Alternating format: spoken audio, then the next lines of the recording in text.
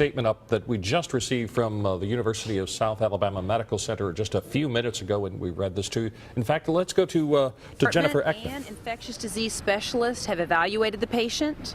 After a thorough examination was conducted, it was determined that the patient did not meet the Center for Disease Control screening criteria, and there is no risk for Ebola.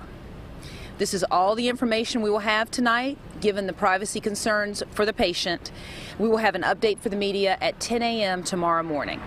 Thank you. Do you feel the hospital was prepared to take in this patient? Yes, we were prepared.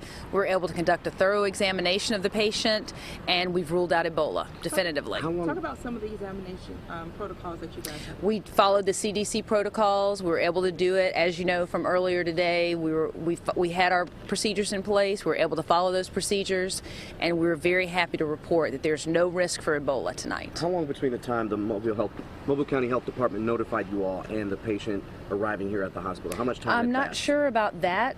I'm not sure about that frame, that time frame. I do know that the patient arrived here at 6:50 p.m. And what exactly had to be done from the moment you guys got the call from the health department? We had to get our procedures in place that we had practiced, our emergency room procedures that our emergency room specialist had practiced in terms of, getting the area secured, getting them gowned up in their personal protective equipment, and getting ready to evaluate the patient. And all that was done just as we expected it to be.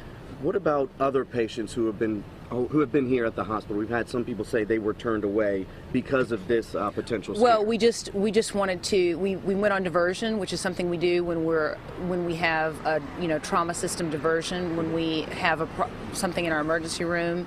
So we went on diversion, and we were able to divert the patients that needed help to other hospitals tonight. Was that patient in isolation tonight? Yes. Talk about the room that she was in. What type of room? It was a room in the emergency department. Was it the negative room that we discussed earlier?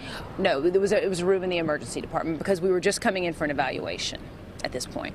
We've heard reports that a whole floor had to be cleared out, or that a lot of people had to be evacuated from a certain area. But it was just this one patient put in isolation. Other people did not have to be evacuated. No. I think there were some patients that were moved to other areas, shifted to other areas of the hospital, but we didn't have any evacuation of patients. Will the same steps be taken if another person has symptoms of Ebola? And we'll be evaluating our process tonight. We'll be talking about it tomorrow and in the coming days. We'll talk to you about it tomorrow again, and we'll see what we can learn from this. We're just really glad to report tonight that there is no risk for Ebola in Mobile. Talk about how many doctors were involved in this and nurses. Many doctors and many nurses were involved in this. In the evaluation, there were people in the evaluation process that were all suited up. There were other people that came in and were consulting them through intercoms and such with visual cues from the patient. So we had a great team, and we really appreciate all that our staff did. Early on, are there any improvements that you all see initially that you can make should this happen again? No, we're pleased with how it went, but in the coming days we'll be evaluating it, and we'll be going from there. What kind of protective gear were they wearing? Can you describe to us? Just the Tyvek suits like we talked about, full headgear and everything. So it wasn't hazmat suit like, it was just... It was the full suit that we talked about earlier today. Okay. Okay, I think that's all and unless there's anything else, I think that's all I'll say tonight, and then we'll have another press conference tomorrow at 10 a.m. All right, that is